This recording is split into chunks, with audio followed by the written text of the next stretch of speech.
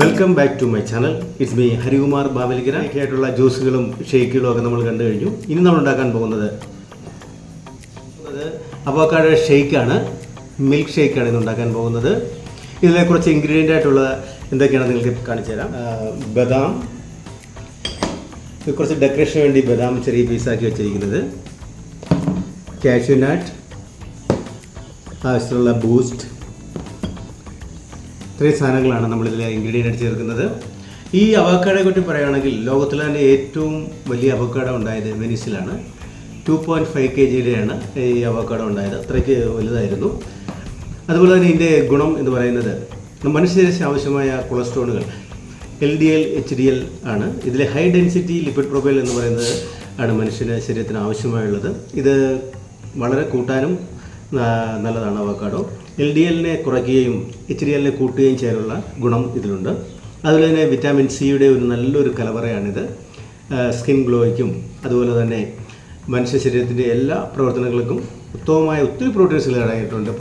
Potassium, vitamin K, അങ്ങനെ ഒത്തിരി കാര്യങ്ങൾ. അപ്പോൾ നമുക്കിത് കട്ട് ചെയ്യാം.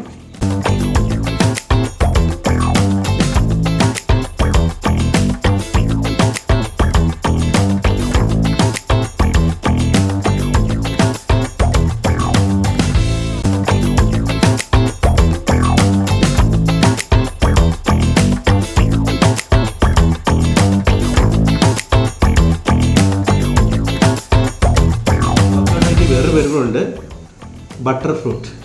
ഇത് നമ്മൾ ഗ്രൈൻഡ് എടുക്കുമ്പോൾ അറിയാൻ പറ്റും, ബട്ടർ പോലെ നല്ല തിക്കായിട്ട് വരും.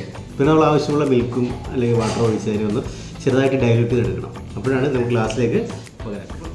അപ്പോൾ അവോക്കാഡോ ഷേക്ക് നമ്മൾ റെഡി ആയിരിക്കണം. നമ്മൾ ഡെക്കറേഷൻ ചെയ്തിരിക്കുകയാണ്. നിങ്ങൾ വീട്ടിലൊന്ന് ട്രൈ ചെയ്തെങ്കിലും അല്ലെങ്കിൽ മാസത്തിലോ 1-2 തവണ ഇത് കഴിക്കുക. ഏത് ജ്യൂസായാലും കണ്ടിന്യൂ കഴിക്കുന്നത് ശരീരത്തിന് ഗുണകരമല്ല. അപ്പോൾ നമ്മളിതൊന്ന് ട്രൈ ചെയ്ത് നോക്കിയാൽ നല്ല ഹെൽത്തി ഡ്രിങ്ക്സ് ആണ്. അപ്പോൾ നമുക്കൊന്ന് ടേസ്റ്റ് ചെയ്ത് നോക്കാം ഗൈസ്. അപ്പോൾ അടുത്തൊരു വീഡിയോ ആയിട്ട് കാണുന്നവരെ എല്ലാവർക്കും നമസ്കാരം.